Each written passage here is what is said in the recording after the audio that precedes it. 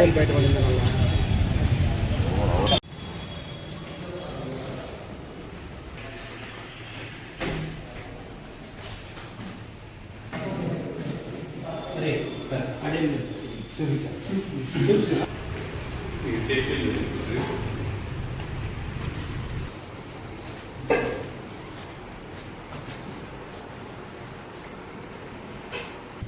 So ఈరోజు 12:05 ధర్మవరం కోర్టులో RDX పెట్టడం జరిగినది.